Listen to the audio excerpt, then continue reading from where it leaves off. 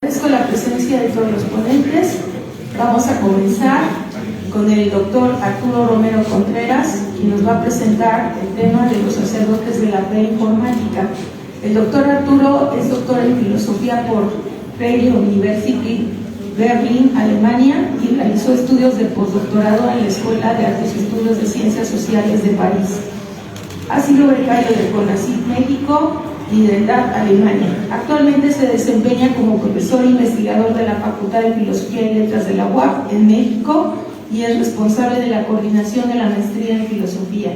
También trabaja en la divulgación de la filosofía en diversos foros, dando conferencias, y como columnista sus temas de interés son la ontología contemporánea en relación con las matemáticas y la lógica, la filosofía de la naturaleza y su conexión con el realismo y la filosofía política. Recientemente ha escrito sobre inteligencia artificial y sus implicaciones sociales y políticas. En sus trabajos entrelaza constantemente textos e imágenes, impulsando un pensamiento diagramático. Le cedemos la palabra, maestro. Gracias. Está muy bien. Ahí está, ¿no? Bueno, muchas gracias. Qué honor y qué gusto ver auditorios repletos. Después de la pandemia, a menos de que no sean los vacas sagradas, es raro ver auditorios llenos, entonces está muy bien, me da mucho gusto.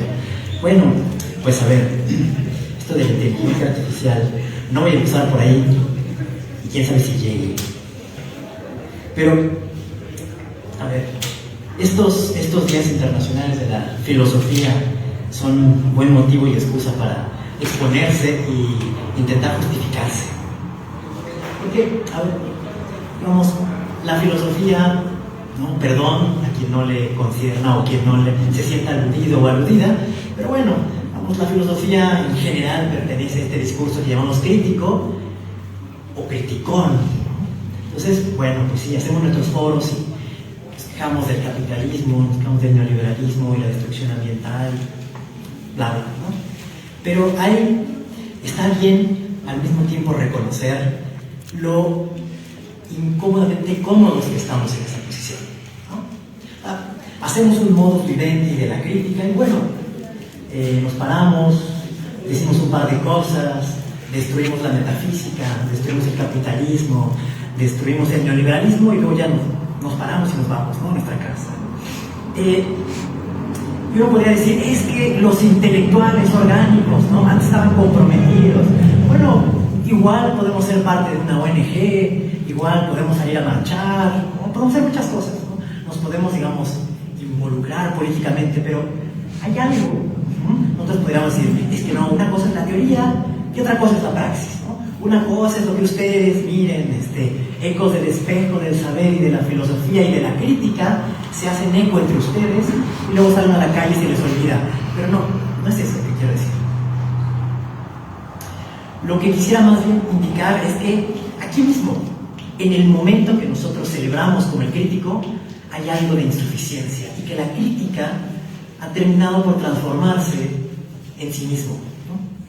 No es una ocurrencia mía, esto es solamente el punto de partida, pero me parece interesante la provocación que hace un tal Peter Sloterdijk, ¿no?, un alemán. Y lo que dice él es, el cinismo, a diferencia de ustedes, pero si nosotros somos cínicos, no cínicos ustedes, que dicen, no, hay algo cínico estructuralmente en una posición, digamos, por ejemplo, la nuestra, en la que todo es criticable y sin embargo nada merece nuestros esfuerzos porque en el fondo creemos o sabemos que nada puede ser cambiado. Definamos entonces el cinismo como aquel ethos contemporáneo en el cual podemos destrozarlo todo en el intelecto, incluso en la cultura popular. Hay desde los talk shows hasta el stand-up comedy, hasta los Simpson, donde parece que nada queda en pie, todo se vuelve objeto de la burla, objeto de, en el sentido más popular, de crítica o de farsa, y en el sentido más elevado, próximo a nosotros, que somos intelectuales, deconstruido, ¿no? Entonces, de la farsa a la deconstrucción no hay nada actual que sea digno de nuestra confianza o de nuestro respeto. Padres, políticos, maestros, maestras, profesoras, universidades, ¿no? Nos decimos, o sea, estamos aquí hablando de la libertad o de la emancipación y decimos, pero la universidad es igual, ¿no? La universidad está llena de traicioneros y de gente que vive para el SNI, bla, bla. Entonces, incluso esto que es el último refugio que tenemos para podernos hablar de estas cosas, nos parece deleznable, ¿no? Y decimos, sí, y sacamos a Foucault, ¿no? Porque los instrumentos disciplinarios de la universidad, y nos lo decimos, ¿no? Profesores, ¿no? Tú me disciplinas, sí, y yo también te disciplino. Bueno, pues a ver, ¿no? Supuestamente nos vivimos disciplinando aquí. Pues bueno, para empezar, eso me parece como el primer elemento de un espíritu cínico, ¿no? En el cual nosotros que nos hicimos un esfuerzo por tratar de hablar aquí de cosas más o menos espinosas, al final terminamos diciendo, bueno, pero pues la verdad es que no te hagas, no estás aquí por el CES, estás aquí por el SNI. Entonces, no, se ha vuelto una posición de incomodidad muy cómoda, el criticismo, vamos a llamarlo así, pero no porque le falte un paso, no es porque no hayamos triunfado o porque no tengamos el poder, sino porque hay algo mismo en la idea que nosotros tenemos de crítica y de su falta de dientes para con lo real, que nos impide incluso tomarnos en serio. Y ese no tomarnos en serio proviene, me parece, y eso es lo que yo quisiera argumentarles, el hecho de no reconocer, a ver, criticar demasiado lo que es, lo existente, el orden, las instituciones, sin detenernos al problema que ellos intentaron resolver en algún momento. Vale, un terrible olvidado, que es Max Weber, decía que, bueno, hay el capitalismo, ¿no? Que tanto que creemos que sabemos lo que es. El capitalismo, en un momento crucial de su desarrollo y de su expansión, necesitó de un espíritu religioso, ¿no? Es el famoso texto de el espíritu del protestantismo y el espíritu del capitalismo. Es decir, que hubo algo, no quiere decir que el protestantismo haya creado el capitalismo o que el capitalismo sea protestante en su esencia. Lo que quiere decir es que algo de la estructura de fe del protestantismo era lo que el capitalismo necesitaba para expandirse, pero ahora viene la pregunta, ¿por qué?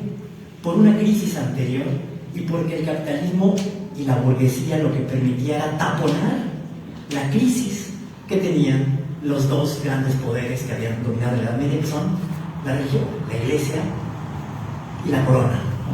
O la nobleza.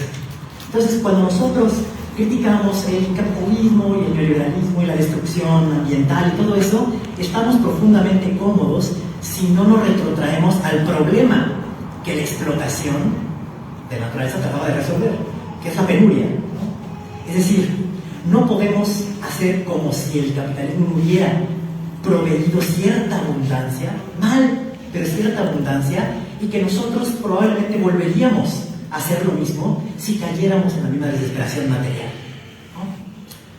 En otras palabras, y luego diré en un minuto lo que tiene que ver con la inteligencia artificial, en otros minutos es, en otras palabras, para decir después de 2 minutos la conclusión más o menos, o 3, es ¿qué hay en nosotros que sostiene, invoca y desea al capitalismo? Nos parece despreciable, nos parece deleznable, pero la verdad cínica de nuestra posición con el capitalismo lo podríamos reformular, o lo podríamos decir en unas palabras a propósito de otra cosa que decía Churchill, pero que podemos muy bien aplicar, ¿no? Churchill decía, la democracia es el peor de los sistemas políticos, con excepción de todos los demás. Para nosotros, el capitalismo es el peor de todos los sistemas económicos, con excepción de todos los demás. Y el hecho de que aquí mismo critiquemos sin ofrecer ninguna alternativa, lo que nos debería llevar es a la confesión, por lo menos honesta, de que en efecto no sabemos qué otra cosa proponer, ¿no? Y eso significa que debemos no solamente criticar abstractamente el capitalismo y la enajenación y las redes sociales, sino qué resuelve y por qué nosotros mismos todo el tiempo lo invocamos. ¿Por qué nosotros nos quejamos de las redes sociales y al mismo tiempo las deseamos, las queremos, las usamos? ¿Qué es eso que nos impulsa también dentro de nuestra crítica y dentro de nuestro desprecio por un modo de producción a ejercerlo todos los días, a desearlo consciente o inconscientemente y a practicarlo sin concesiones? Entonces, lo que yo quería plantearles es que este último modo del capitalismo, que sería algo así como el capitalismo informático o el capitalismo ya no según el acuerdo de Washington, sino según las negociaciones de Silicon Valley, lo que tiene es también, y la razón por la cual es tan fuerte, es porque tiene un componente religioso o un componente ético en el sentido de ethos. Entonces, ¿qué es lo que hace también tan difícil desprenderse o ser crítico y reconocer el problema del cual surge nuestro capitalismo tecnológico contemporáneo? Pues el hecho de que, lo queramos o no, la inteligencia artificial y sus sacerdotes se han convertido en los nuevos apóstoles y en los únicos que nos ofrecen una salida frente al apocalipsis. Nosotros hablamos del fin de la historia, hablamos del fin de la humanidad, y todo para nosotros es terror, pero los únicos que tienen una alternativa y que tienen un discurso articulado frente al tema religioso del final, es decir, del apocalipsis, son ellos. Sí, 2 minutos. Si recuerdan, por ejemplo, lo que decía Carl Schmitt, gran pensador alemán, siglo XX, en su teología política, es la función del gobernante consiste en evitar que nos matemos. La humanidad es como una especie de niños malcriados, pecadores, viciosos, como el mundo que describe Hobbes, ¿no? Del estado de naturaleza, es decir, gente que se acuchilla. Y ese apocalipsis que llevan los humanos por su propia mano solamente puede ser detenido por una figura superior, y esa figura superior es desde luego el gobernante, que puede poner el estado de excepción y, lo dice así, postergar el apocalipsis. Lo que los sacerdotes de la inteligencia artificial nos dicen es: el mundo se va a acabar, una canción, pero nosotros tenemos la redención. Si el planeta se va a acabar, llega un Elon Musk que dice: por eso estamos investigando la vida en Marte, porque lo que nosotros les prometemos es la vida después de la vida, y de ahí que estén tan cerca los discursos posthumanistas, transhumanistas, tardohumanistas, antihumanistas, etc. Porque ellos son los que hablan no de la postergación del apocalipsis, porque esa es la desesperación del gobierno y del Estado, sino después de la humanidad, el renacimiento, algo así como el reino de Dios en Marte, no en la Tierra, sino en Marte. Y todos ellos, si ustedes analizan los discursos, si ustedes analizan los discursos de Elon Musk, de los grandes CEOs de las compañías, ¿no? Lo que dicen todos ellos es: la humanidad va a acabar, pero lo único que nos va a salvar es la ciencia, pero no la ciencia en general, sino la ciencia en manos de una nueva inteligencia, y esa va a ser nuestra redención.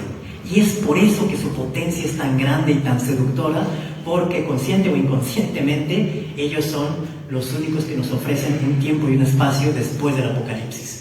Pero lo que deberíamos pensar no es en criticarlos porque son ricos o porque nos ponen un plan inviable, sino qué es lo que nosotros consideramos como el problema de la muerte, de la responsabilidad de la humanidad, y si no confrontamos el problema del apocalipsis mismo.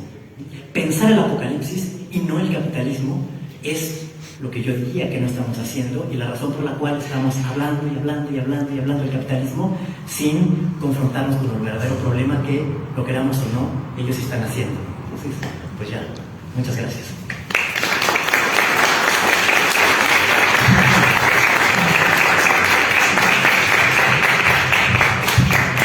A continuación, la maestra Eva Paola Meléndez, el mito de la inteligencia artificial. Ella es egresada de la carrera de Filosofía de la UAP, fue presidenta de Coordinadora Nacional de Estudiantes y Pasantes de Filosofía, CONEFI, entre el 96 y 97, así como es integrante del Honorable Consejo Universitario de la UAP durante 2006, hizo estudios de Pedagogía en la Escuela Normal Superior del Estado de Puebla y posteriormente de Maestría en Ciencias del Lenguaje y en Desarrollo Cognitivo. Desde hace 27 años se dedica a la filosofía desde la docencia, con un par de publicaciones didácticas, sin artículos en revistas indexadas ni prestaciones de ley, porque este mundo nos tocó vivir. Gracias. Bueno, yo por principio tengo que agradecer al doctor que me ha dado la facilidad de decir muchas cosas que no quiero decir, pero que están ahí. La ponencia se llama El mito de la IA, de la inteligencia artificial.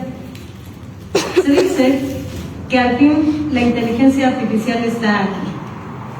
Se lee, hace no poco tiempo, primero en las fantasías distópicas de la ciencia ficción, después en sendos artículos en el ámbito de la academia, que algo tal como la IA existe. Ha nacido, crece y se desarrolla, y que ahora está aquí, hermanos. Vaya pues, que la IA es, déjenme que me pierdo, que la IA es de facto, porque hay quien la usa provechosamente, quien la teme efectivamente, quien la recomienda fehacientemente y hasta quien dice entenderla cabalmente. Yo no estoy, por cierto, en este último grupo de personas. Las palabras inteligencia artificial juntas aún me son ajenas e incomprensibles, por lo que no puedo ver algo así en un teléfono también inteligente, en un conjunto de funciones digitales, producto de otro conjunto de algoritmos digitalizados, o en la amenaza de perder mi trabajo, algo a lo cual temo desde siempre, y no solo desde que algo tal como la inteligencia artificial ha irrumpido en la escena, haciendo cosas mejor que yo.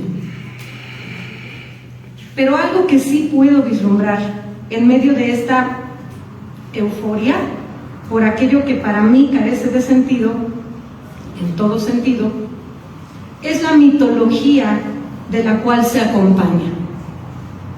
Para ser más gráfica, piensen en un caballo a todo galope por el campo. Puedo ver el polvo que levanta, pero no al caballo. Si a esto sumamos que hay gente gritando y vitoreando, no cabe duda de que algo pasa. ¿Un caballo? No, es algo más. Sin ánimo de menospreciar esta palabra o su contenido tan rico de sentido, he de precisar que por mito aquí no se entiende lo ficticio o la falsedad. Y para desarrollar mi idea de que la inteligencia artificial, lo que sea que se entienda por ello o si ello existe, se ha implantado en nuestras intuiciones como un conjunto de potencias y fuerzas que anuncian una transformación innegable de la realidad. Me basaré un poquito en la lectura que de la filosofía de la mitología hace que de la filosofía de la mitología de Schelling hace Ernest Cassirer en su tomo 2 de la trilogía Filosofía de las Formas Simbólicas. Este tomo es el que titula Cassirer como el pensamiento mítico.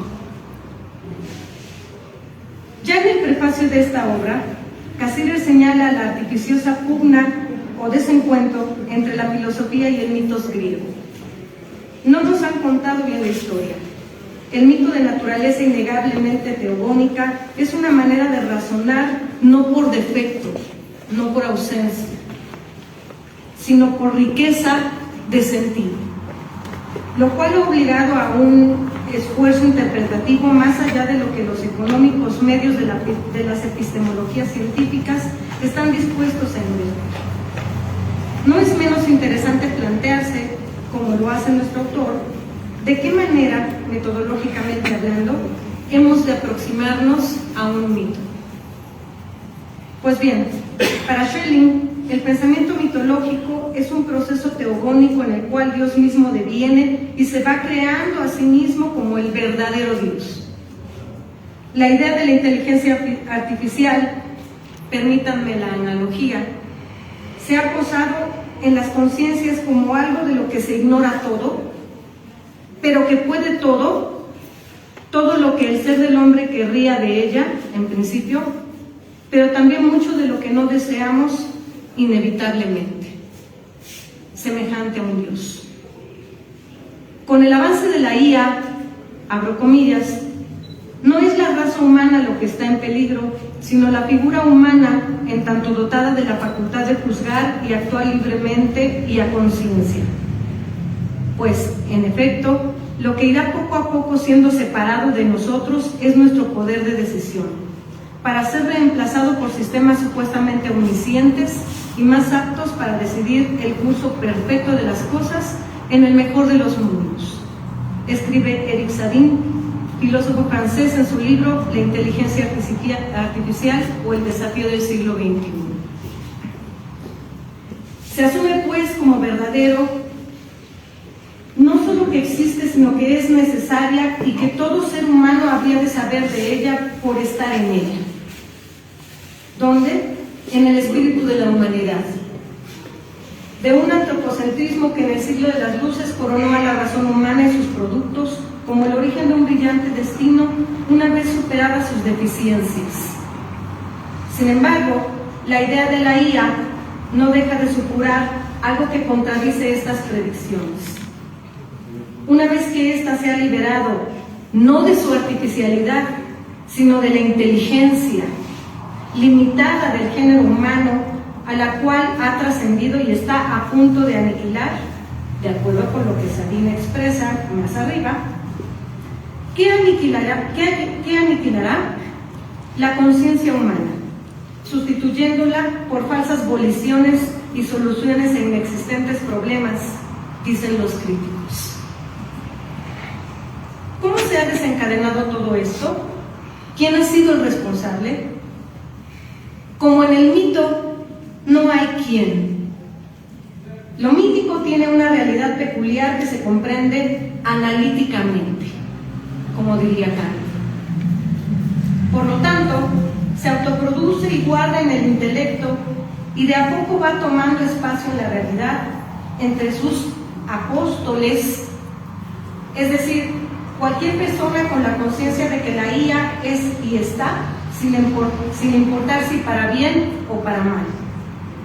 Desconocer sus qués y sus cómo es una condición necesaria de este pensamiento mítico.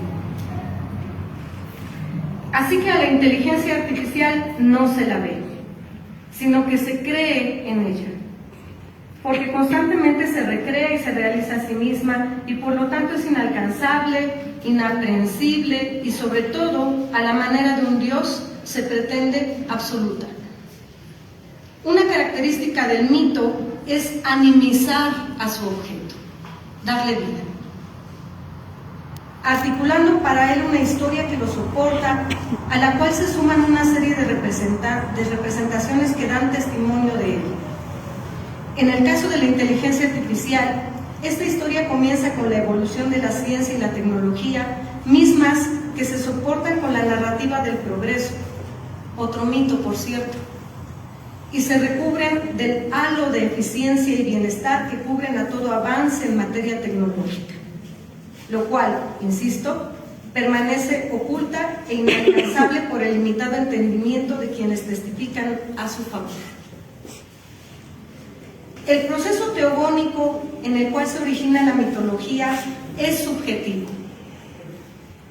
En la medida en que transcurre en la conciencia y se manifiesta a través de una creación de representaciones, pero las causas y también los objetos de estas representaciones son justamente los poderes teogónicos actuales y en sí a través de los que la conciencia precisamente edifica el Dios de su mitología de acuerdo con Cassirer.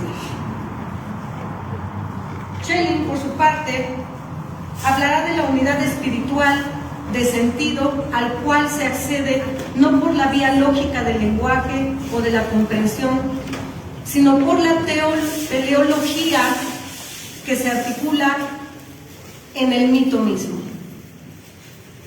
Yo no dudaría de que la inteligencia artificial tiene algún propósito, alguna causa final. De lo que dudo es en qué consiste. Para concluir, considero que todo ello es un mito y a través de su mito la inteligencia artificial pretende ser. Gracias.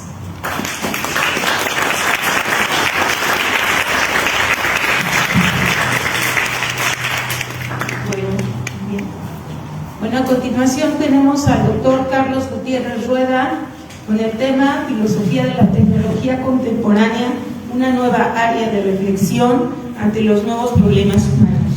El doctor es maestro en Lógica y Filosofía en la Universidad Autónoma de Tlaxcala, ha publicado artículos sobre unos tópicos predilectos, el escepticismo filosófico desde la antigüedad hasta nuestros días, como lo hizo aquí a principios de este siglo.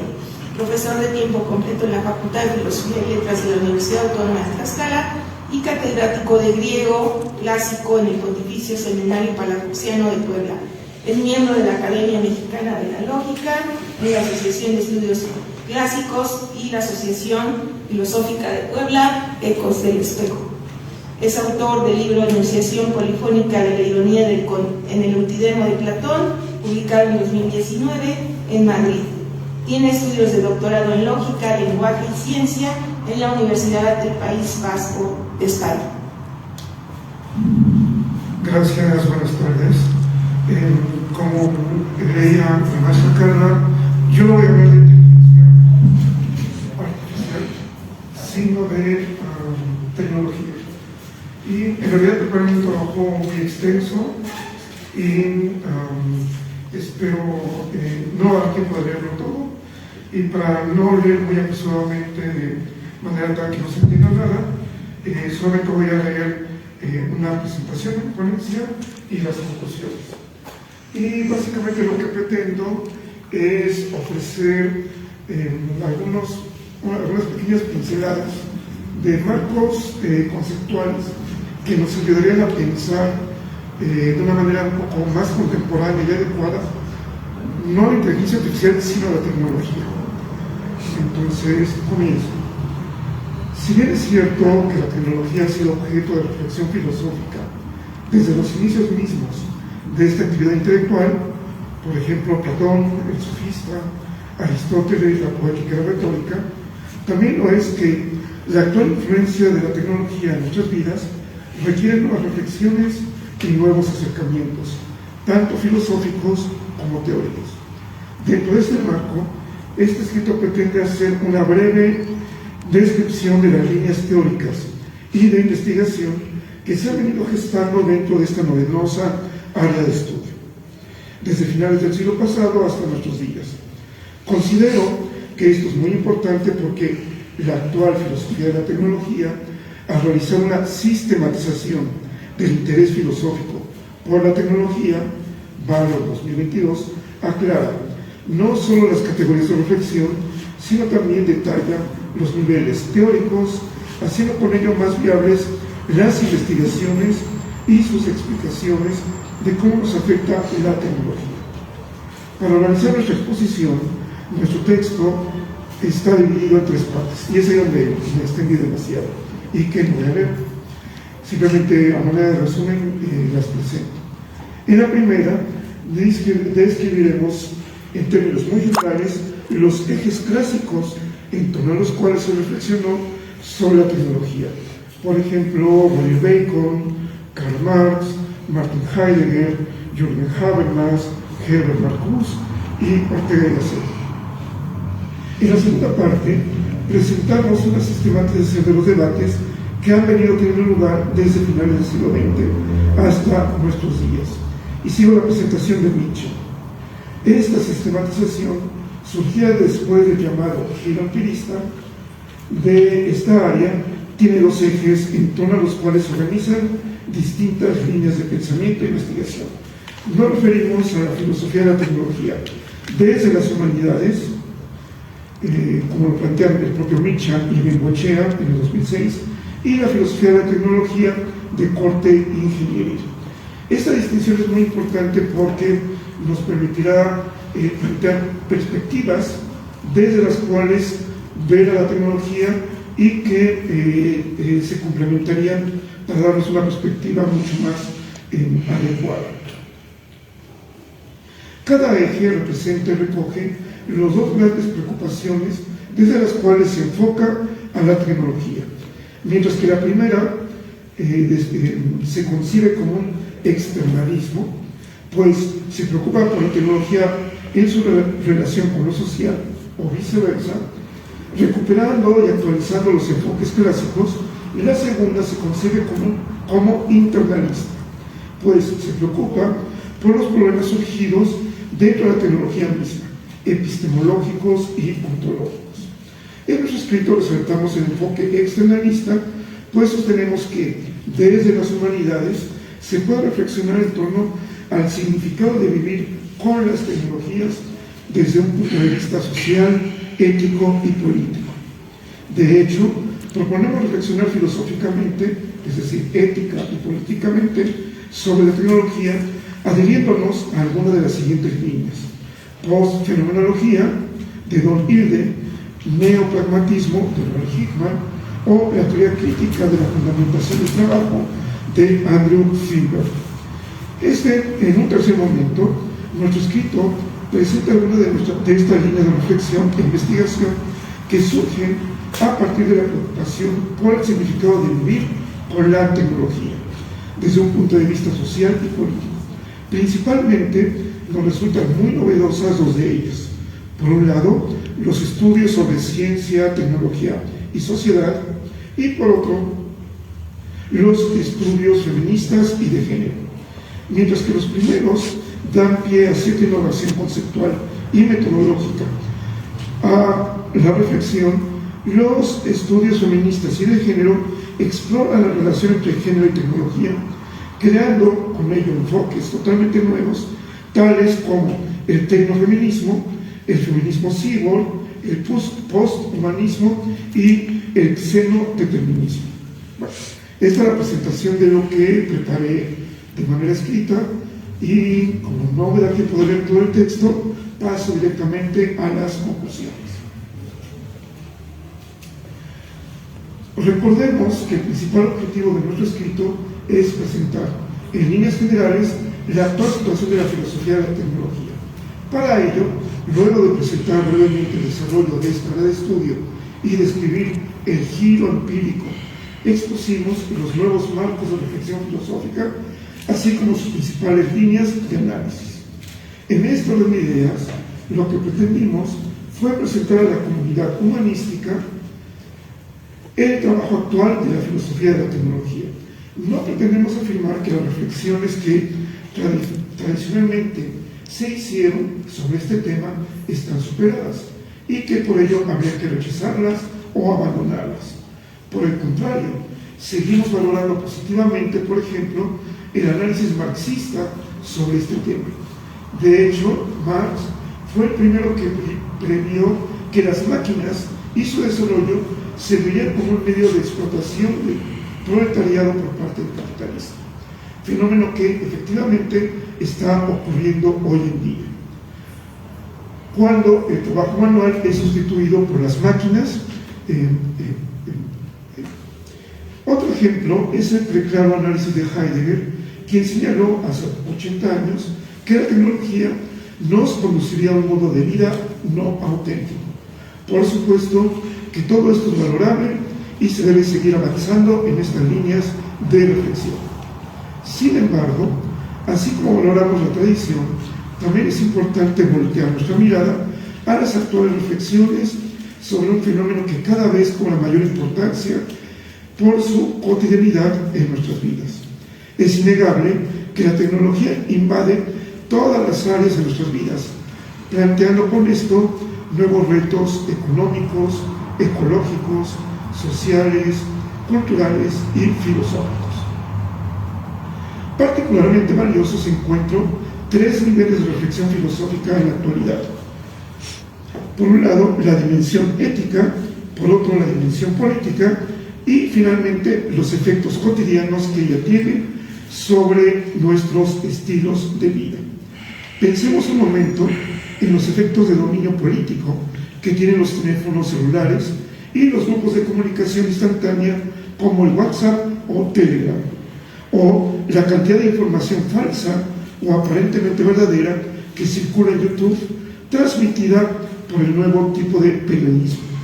Por otro lado, pensemos en los diferentes dilemas éticos a los que se enfrentan los médicos ante los actuales adelantos tecnológicos en medicina. Para reflexionar filosóficamente en torno a todos estos nuevos fenómenos y problemas que tenemos ya presentes en nuestras vidas, debemos echar mano de estos nuevos marcos teóricos y con ellos intentar vislumbrar un nuevo horizonte humano. Muchas gracias. Muy a tiempo. Bueno, a continuación, el maestro Mario Martel Contreras con el tema Cuerpos Humanos, Escritura e Inteligencia Artificial. Mario Martel es escritor, periodista, segundo lugar en la crónica del Premio Moctezuma 2012, ha publicado, dice, Yo no soy un nativo digital, el 2024, y el área de Giacomo, inspirado en el blog La Hospitalidad del Fragmento 2003, ha dirigido suplementos de literatura como La Canalla Literaria y actualmente participa en el consejo editorial del suplemento El Minutero.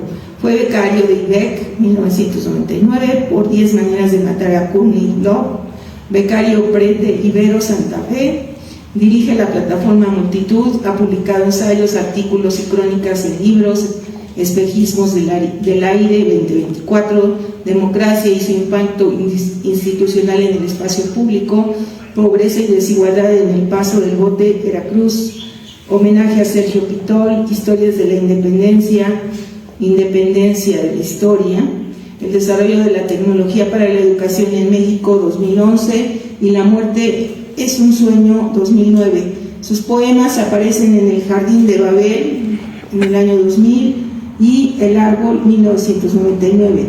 Ha participado en congresos y foros en Quito, Ecuador, Perú, Italia, El Paso, Texas, Gijón, Asturias y San Petersburgo. Sí, maestro, le cedo la palabra. Sí. Bueno, muy buenas tardes. Hoy que acudimos a este encuentro de reflexión sobre la filosofía para celebrar este momento, pues somos una sociedad viva que está aquejada por múltiples desafíos y además en la encrucijada de distintos estímulos. Se requiere retroceder ante las distintas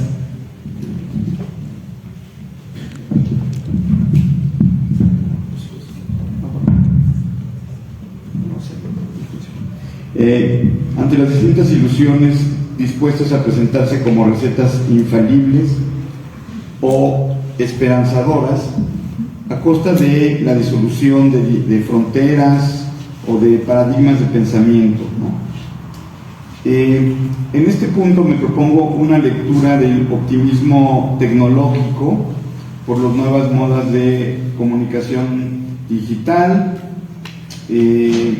hoy enlazado gracias a la inteligencia artificial y a los modelos masivos del lenguaje. O sea, en específico, más o menos lo que quiero yo plantear aquí es, en esta tarde, es que existen distintos campos, tanto de las humanidades o de los sectores vinculados a lo que llamamos pensamiento, el campo letrado, etcétera, etcétera, que van a tener que reformularse, ¿no? Van a tener que reformularse porque hay nuevas infraestructuras tecnológicas que van a modificar nuestros comportamientos en los campos de la literatura, del periodismo y de lo que en general puede llamarse la producción de textos, ¿no? De manera muy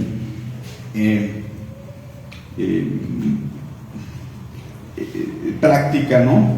Me refiero a tecnologías como el ChatGPT, Gemini y todos estos tipos de chats que hay que reciben scripts de un usuario y generan y producen una serie de textos, ¿no?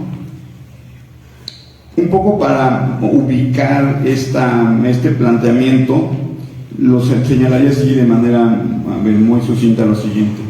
El programa de investigación de inteligencia artificial más o menos surge a partir de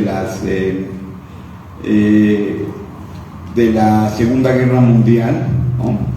Con el desarrollo de sistemas para predecir el lanzamiento de cohetes, misiles y todo esto, ¿no? Hay un desarrollo y se requieren máquinas para resolver las ecuaciones, ¿no?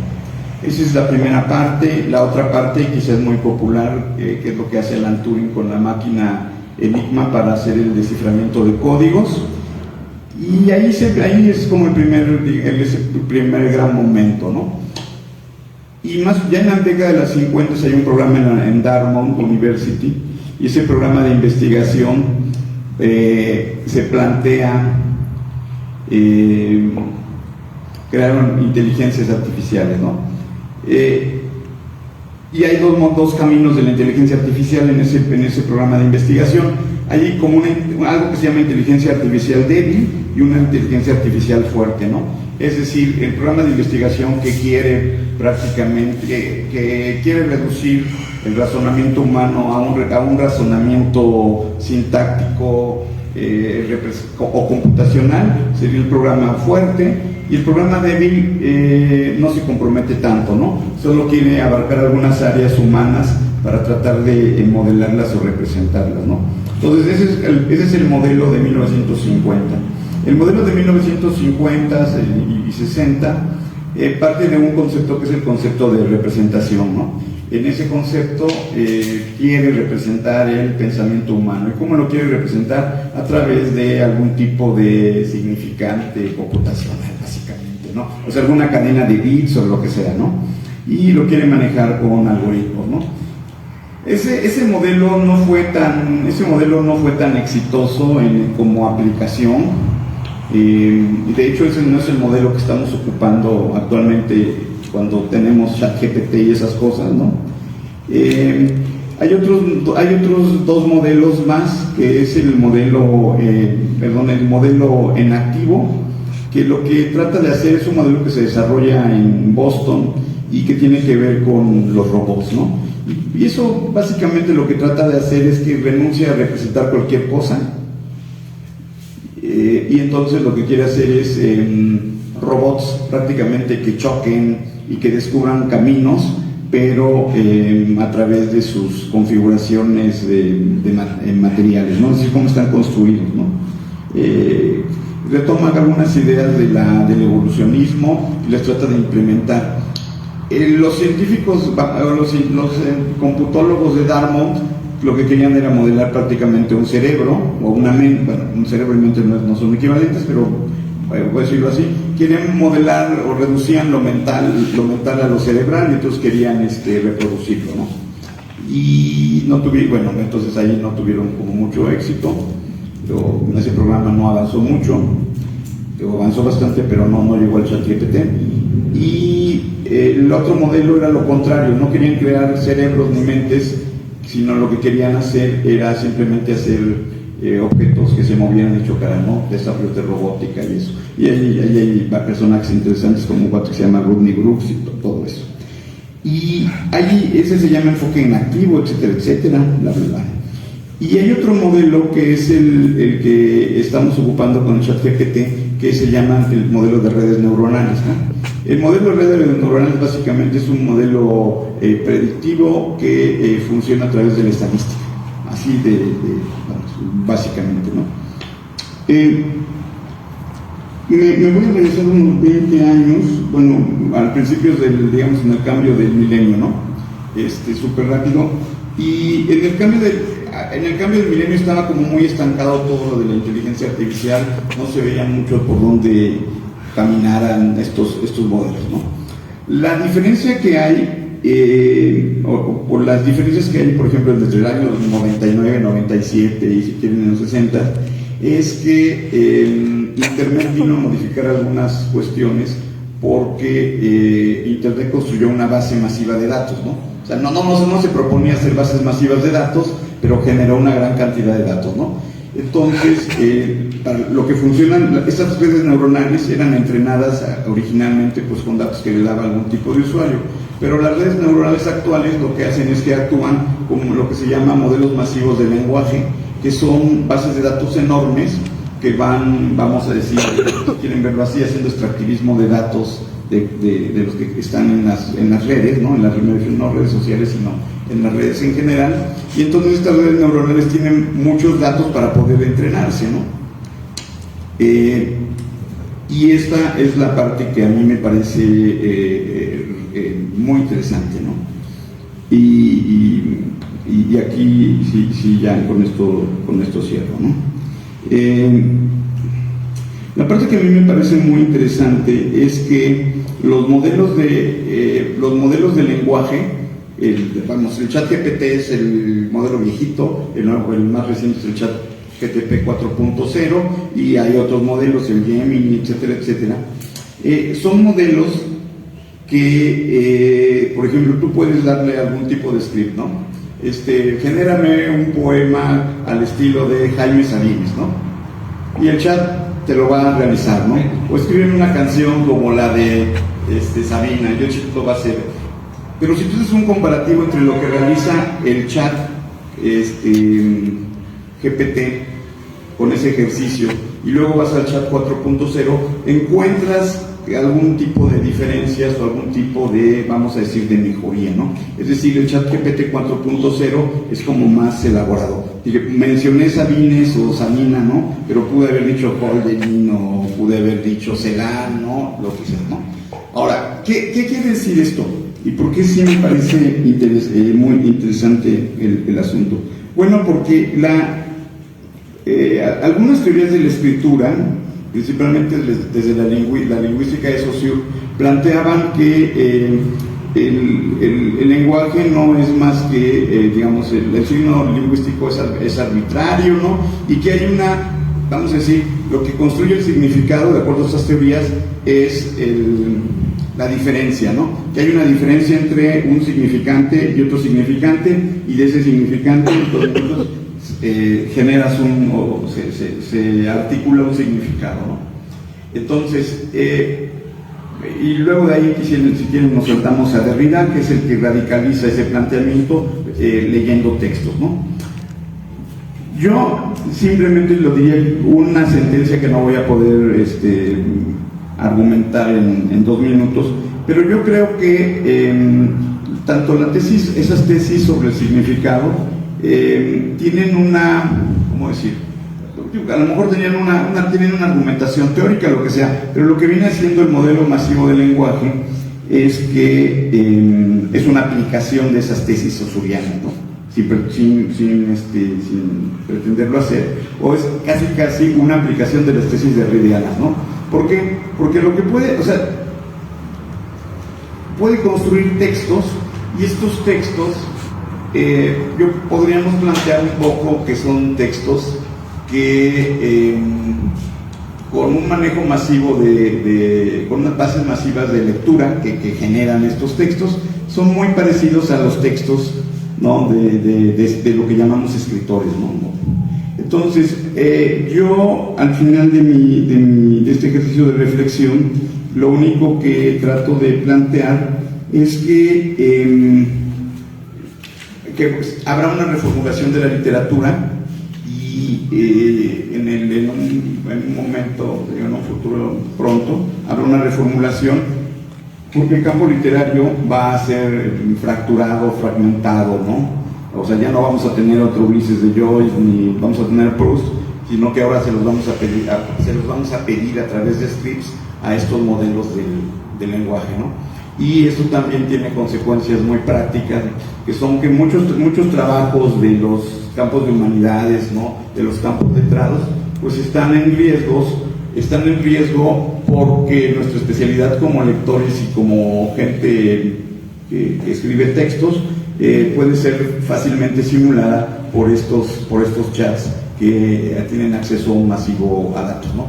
Si quieren, es la misma analogía que puede suceder como cuando, creo que fue en el 97, Kasparov Kasparov se enfrentó a una computadora, a un programa que se llamaba Deep Blue, ¿no? Entonces en el primer enfrentamiento, en las primeras veces que se enfrentaban, pues Kasparov siempre ganaba, pero hubo un momento en que pues ya la capacidad de procesamiento y algorítmica de la máquina hizo que golpearan tablas, y creo que en una parte final parece que ya ganaron, etcétera, ya no la Deep Blue, ¿no? Entonces, nuestras características racionales están quizá en otro lado, etcétera, etcétera, pero en la cuestión de la producción de textos vamos a quizá convivir con los textos producidos por ordenadores, los textos humanos y los textos clásicos, y para un lector promedio esos textos van a ser indistinguibles. O sea, te vas a poner a ver este y no vas a poder distinguir de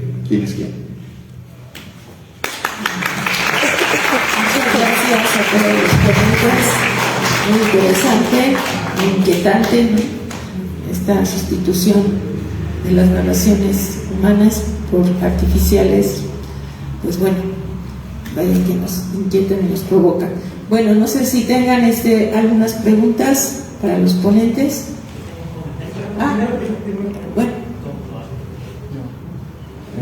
Bueno, mi pregunta es un poco Mi pregunta es un poco en torno al concepto de inteligencia artificial, ¿no? O sea,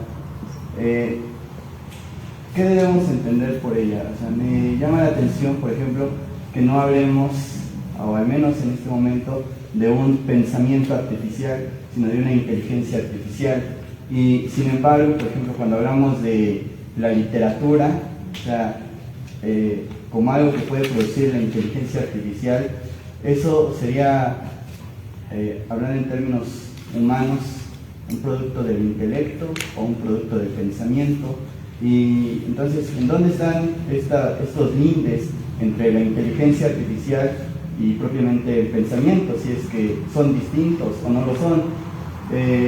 Ahora, lo pregunto en el sentido también, ahora que estaba escuchando esto, viene a mi memoria, ¿no?, también un poco de los programas de estudio, ¿no? O sea, hoy en día, al menos los programas de estudio de la nueva escuela mexicana hablan del desarrollo del pensamiento crítico, ¿no? O sea, ya no tanto se habla de, bueno, sí un poco, ¿no?, pero de las múltiples inteligencias, etcétera, pero ahora se está apostando por el pensamiento crítico, ¿no? Entonces, ¿por qué por el pensamiento crítico? Porque no puede, porque es un ámbito del cual podemos decir que todavía le pertenece al humano, o por el contrario, también en esta dinámica en la que estamos puede ser en algún momento sustituida o pensada también respecto a la llamada inteligencia artificial.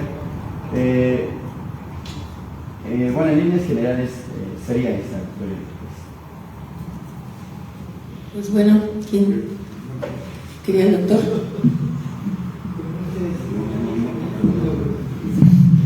A ver, muy interesante la pregunta, Héctor. El asunto es, ¿dónde surge? Ahora que ustedes, muy interesante, plantearon parte de la historia de la medición de la inteligencia, de la cibernética, Wiener y todos ellos. El asunto es que el concepto de inteligencia, más o menos vigente, sigue siendo un concepto de Wiener, o de las primeras pruebas de inteligencia que se consignaron en pruebas y el test como el WASD y el WISC, en la cual la inteligencia se definía como capacidad de resolver problemas. Los test de inteligencia actuales y todavía muy validados en los departamentos y reconocidos en los departamentos de selección de personal, lo que miden son dos cosas. Uno, capacidad abstracta de resolución de problemas, suma, resta, multiplicación, aritmética, retención de series de números, series de palabras, la capacidad de retenerlo e invertirlo, ¿no? Te dan una secuencia y luego lees al revés. Eso es inteligencia, ¿no? Y bueno, la otra parte, que es razonamiento verbal, son básicamente silogismos, ¿no? Que tú puedas articular bien primero una frase, después tu complemento, después tu predicado, y después que puedas hacer algunas inferencias lógicas básicas que están contempladas en la teoría clásica de los silogismos, ¿no? Eso es inteligencia. Entonces, bueno, también las definiciones de inteligencia están basadas también en los intereses y en el deseo de una cierta época. Entonces, lo que nosotros debemos pensar a propósito de la inteligencia artificial y de los miedos que tenemos frente a ella es no qué es la inteligencia, sino qué deseamos a través de ella.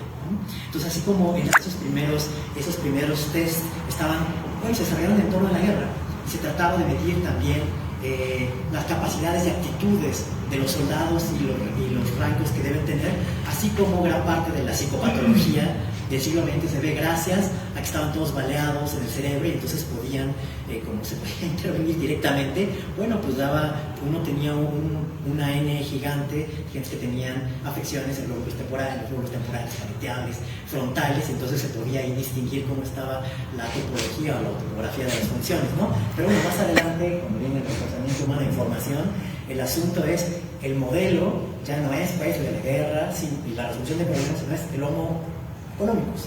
Entonces, claro, inteligencia se define como esta capacidad de resolver problemas bajo la condición de eficiencia. Entonces, los modelos estos lo que hacen es, por medio de un sistema de retroalimentación, encontrar siempre el camino más corto entre dos puntos. Pero, si uno se salta a otro concepto, donde lo que importa no es la inteligencia, sino, como dijiste tú, el pensamiento o la razón, pues entonces uno tiene un contexto completamente distinto, ¿no? Porque es la ambición lo que cambia. No es tanto, o sea, el problema no es tanto definir la inteligencia, sino cuál es nuestra ambición. Entonces, bueno, si uno se salta, por ejemplo, a Kant, nos estamos poniendo así, idealistas. No, Kant decía, lo que importa no es, esto de inteligencia es, en el mejor de los casos, una fracción muy pequeña del entendimiento. Pero encima del entendimiento está la razón. Y la razón es razón práctica y es capacidad de darse fines. Entonces uno podría contrastar esta ambición, ¿no? De un pensamiento de la libertad y la voluntad, como en Kant, frente al pensamiento de la eficiencia, porque la eficiencia toma dos puntos ya existentes y te dice, yo quiero esto, toma este input, yo quiero llegar a este output, y bueno, ve retroalimentando y va tomando diversos caminos y encuéntrame el más eficiente, el más común, y eso está basado pues estadísticamente en lo más probable, ¿no? Lo que dice Kant es el verdadero concepto de razón está en darse fines, no en conectar deseos y fines, ¿no? Porque eso es pensamiento instrumental. El pensamiento instrumental ya tiene dado el resultado, no el producto, sino a dónde quiere llegar. El darse fines tiene que ser una acción libre. Entonces nosotros podremos preguntarle, por ejemplo, hace relativamente poco, unos 2 años, se reconstruyeron la 10ª sinfonía de Beethoven. Entonces lo que hicieron es, a partir de unos apuntitos que tenía Beethoven, ya que estaba así mucho chip, medio sordo, hizo unos garabatos, ya medio agónico, y entonces por medio de la inteligencia artificial reconstruyeron el resto de la sinfonía, ¿no? Y bueno, cuando uno lo escucha, no solamente engaña al ego, ¿no? Si uno le rasca más o menos conoce de música, pues dice, suena Beethoven, ¿no? Pero lo que no hay es los fines que se podría haber dado Beethoven para responder con una sinfonía respecto a lo que había hecho en la 9ª, ¿no? Este carácter de responder y de ser responsable es lo que no hay en la inteligencia, ¿no? La pieza suena a Beethoven, pero dices, o sea, no está bueno, pero no es nuevo.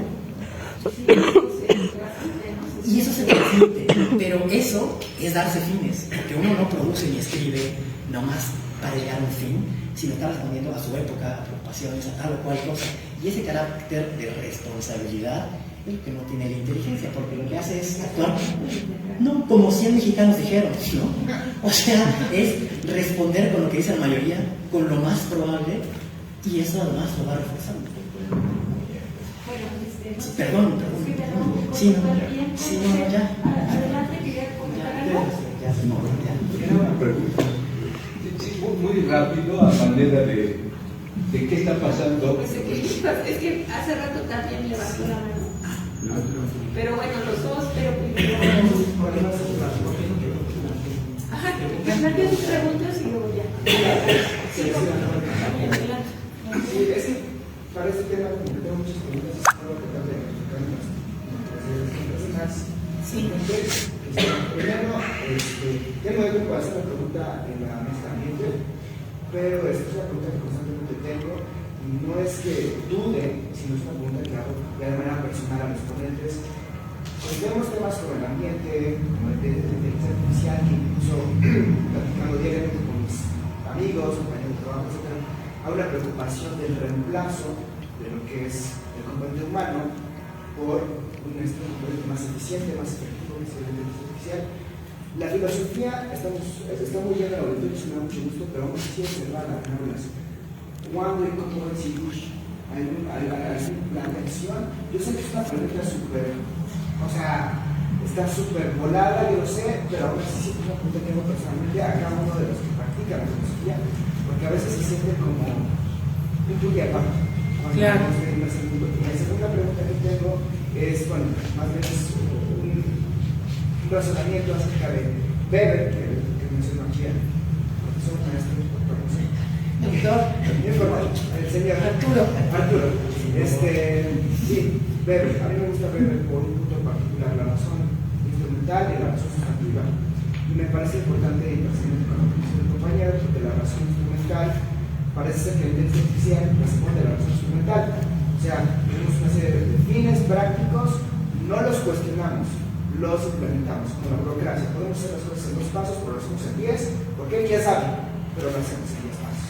Entonces, eso es razón instrumental.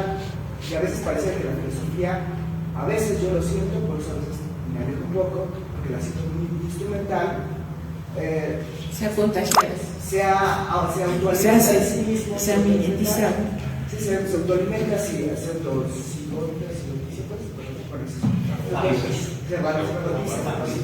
a sí misma y de repente así como ajá, bueno, vamos a llegar a algo que sea el siguiente punto, la razón sustantiva. La inteligencia artificial no responde a la razón sustantiva, la razón sustantiva es moral. ¿Qué es práctico y útil para todos? ¿Dónde entra la filosofía aquí? Son 2 planteamientos que hice, pero creo que se relacionan. Sí. Bueno, adelante, compañero. Solamente un comentario en cuanto a esto de la facilidad que se tiene para, uso este verbo, de acceder a estos instrumentos de inteligencia artificial y lo que ha pasado, hay cosas de hace un mes aquí en esta universidad. Me llegó una propuesta de publicación por esta universidad y es un texto que por supuesto está basado por una plataforma de inteligencia artificial. De lo que pude darme cuenta es, porque lo leo por completo, tiene 2 partes, una de narrativa y otra de poesía, donde Fernando Pessoa podía haber hecho esto por los errores que se perciben, ¿sí? Sí. Pero el caso es que eso lo tenemos. Y ligando con la propuesta anterior, grato fuera, necesario es que salgan charlas como estas, presentaciones como estas, para poder ir a los información central, qué está pasando y qué hacer. Es algo que no podemos frenar. Muy bien, ¿cómo usarlo? Esto todavía no lo puede hacer la inteligencia artificial, esta interacción. Bueno, no sé si quieran agregar algo. No, yo. Bueno. A ver, bueno, compañeros, la verdad es que nos motiva mucho, ¿no?, la participación, y además que todo el mundo tiene algo que agregar, ¿no? O sea, porque eso es la filosofía, nunca está todo resuelto, no está calculado, sino siempre hay esta espontaneidad, ¿no?, esta iniciativa. Entonces tendremos que seguir planeando foros para que sigamos participando. Entonces, bueno, a hacerlo. ¿Ah, sí? Pero está bueno porque levantaron ya las manos. Es que tenemos 2 meses. Sí, es que nos falta. No, vamos a dedicarle, yo creo que seguimiento a cada mesa, pero en lo particular, ¿no? O sea, de cada mesa después. Sí, pero bueno, les agradezco mucho a todos y nuestro reconocimiento, y como siempre, bueno, en filosofía se hacen muchas cosas por vocación. Aparte de lo que bien dice el doctor Arturo, es cierto, o sea, también tenemos ahí nuestra confianza en que, pues, de alguna manera nuestro trabajo es útil y bueno, no solamente dentro de esta institución, dentro de este neoliberalismo, capitalismo, sino también porque estamos formando personas, ¿no? Y somos personas que nos construimos constantemente.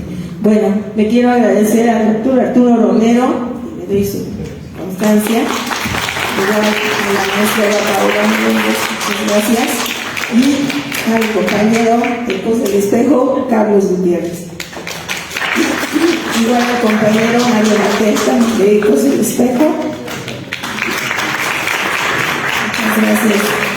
Por favor, vamos a seguir con la mesa siguiente.